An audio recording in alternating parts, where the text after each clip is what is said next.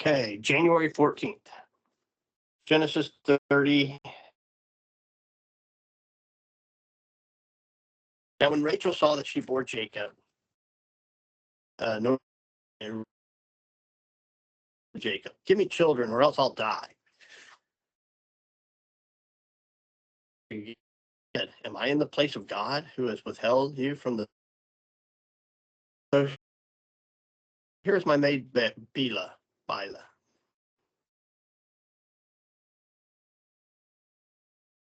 called on my knees, and I also may have children by her. Then she gave him Bila, her maid as a wife, and Jacob went into her. And Bila conceived and bore Jacob a son. Then Rachel said, God has judged my case, and he has also heard my voice and given me a son. Therefore she called his name Dan. And Rachel's maid Bila conceived again and bore Jacob a second son. Then Rachel said, with with great wrestlings I have wretched my sister. I have wrestled with my sister, and indeed I have prevailed. So she called his name Nephtali. When Leah saw that she had stopped bearing, she took Zilpah, her maid, and gave her to Jacob as wife. And Leah's maid Zilpah bore Jacob a son. Then Leah said, "A troop comes." So she called his name Gad. And Leah's maid Zilpah was Jacob, bore Jacob a second son. Then Leah said, "I am happy, for the daughters will call me blessed." So she called his name Asher. Now Reuben went in the days of the wheat harvest and found mandrakes in the field and brought them to his mother Leah. Then Rachel said to Leah, "Give me some of your son's mandrakes." But she said to her, "Is it a small matter that you have taken away my husband? Would you also take away my son's mandrakes also?" Then Rachel said, "Therefore he will lie with you tonight for your son's mandrakes." Then Jacob came out of the field in the evening. Leah went out to meet him and said, "You must come in to me, for I have surely hired you for my son's mandrakes." And he lay with her that night. And God listened to Leah, and she conceived and bore Jacob a fifth son. Leah said, "God has given me my wages because I have given my maid to my husband."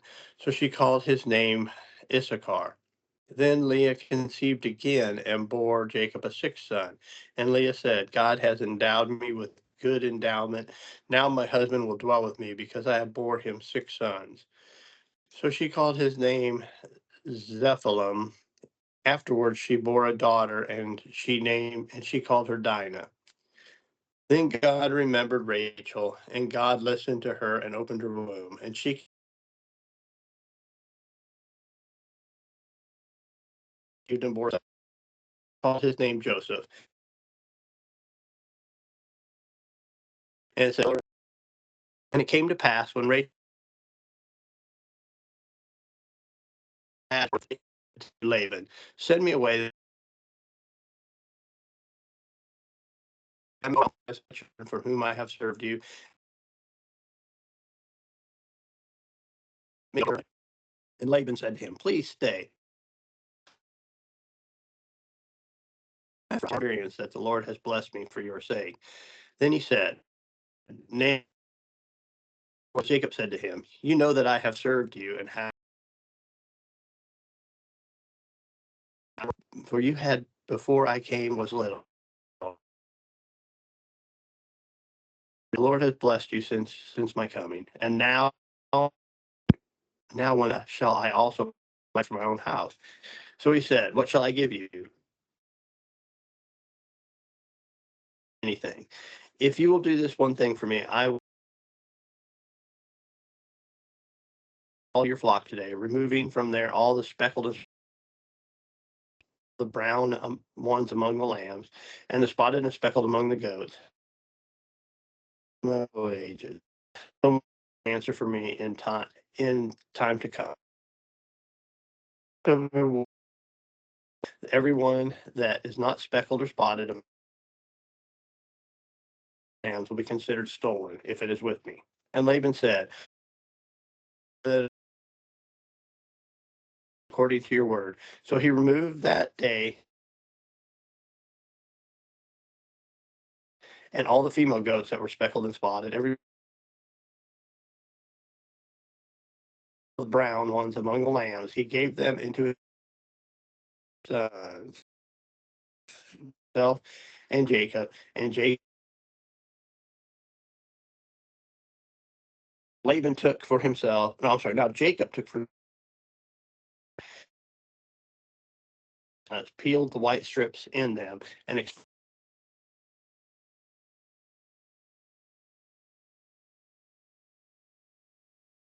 gutters and the watering troughs where the flocks came to drink, so they should conceive. And when they came to drink, the flocks conceived before the rods, and the flocks brought forth streaked, speckled, and spotted. Then Jacob separated the lambs and made the flocks face towards the streaked and all the brown in the flock.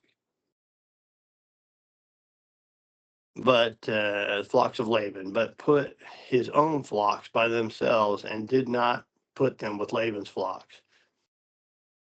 And it came to pass, whenever the stronger livestock conceived, that Jacob placed rods before their eyes of the livestock in the gutters, that they might conceive among the rods. But when the flocks were feeble, he did not put them in.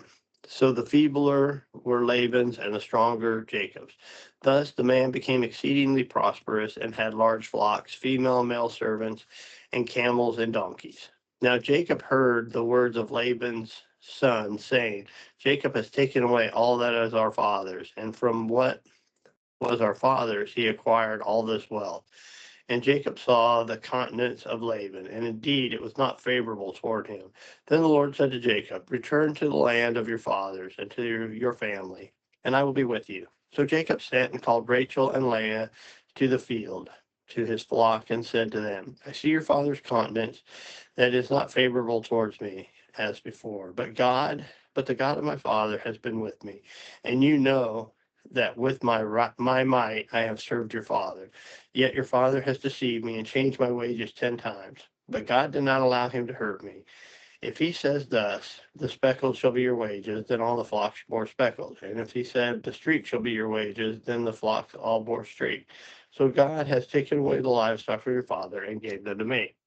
And it happened at that time, when the flocks conceived, that I lifted my eyes and saw a dream. And behold, the rams which leaped upon the flocks were streaked and speckled, and gray and spotted. Then the angel of God spoke to me in a dream, saying, Jacob. And I said, Here I am. He said, Lift up your eyes now and see. All the rams which leap on the flocks are streaked, speckled, and gray and spotted. For I have seen all that Laban is doing to you. I am the God of Bethel, where you anointed the pillar, and where you made a vow to me. Now arise, get up out of this land, and return to the land of your family. Then Rachel and Leah answered and said to him, Is there any portion of or inheritance for us among our father's house? Are we not considered strangers by him? For he has sold us and also completely consumed our money. For all these riches which God has taken from our father are really ours. And the children, now then, whatever God has said to you, do it. Um, wow. In this story, there's so much um, family issues between father-in-law and son-in-law fighting, um, having more than one wife, and fighting about who can have the most kids. It's and then the just and I don't understand the rod thing at all. But Jacob believed that it's making his stuff stronger, even though it was God making him stronger.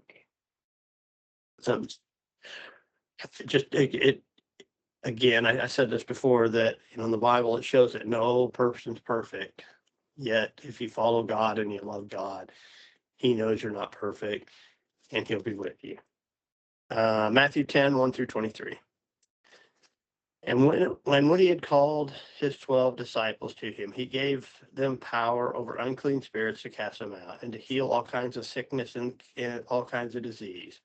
Now the names of the 12 apostles are these: first, Simon, who is also called Peter, and Andrew his brother, James the son of Zebedee, and John his brother, Philip and Bartholomew, Thomas and Matthew, the tax collector, James the son of Alphaeus, and Lebbaeus, whose surname was Thaddeus, Simon the Canaanite, and Judas Iscariot, who also betrayed him. These 12 Jacob sent out and commanded them, saying, do not go the way of the Gentiles, and do not enter the city of the Samaritans, but go rather to the lost sheep of the house of Israel. As you go, preach, saying, the kingdom of heaven is at hand. Heal the sick, cleanse the leopards, raise the dead, cast out demons. Freely you have received, freely give. Provide neither gold nor silver nor copper in your money belts, not a bag for your journey, not 2 tunics, nor sandals, nor staff, for the worker is worthy of his food. Now, whenever a city or a town you enter, inquire of it who is worthy, and stay there till you go out. And when you go into the household, greet it. If the household is worthy, let your peace come upon it. But if it's not worthy, let your peace return to you. And whoever will not receive you, nor hear your words, when you depart from that house or that city, shake the dust from your feet. Assuredly, I say to you, it will be more tolerable for the land of Sodom and Gomorrah in the day of judgment than for that city. Behold, I send you out as sheep in the midst of wolves. Therefore, be wise as serpent and harmless as doves. But beware, for they will deliver you up to councils and scourge you in their synagogues. You will be brought before governors and kings for my sake, as a testimony to them and to the Gentiles.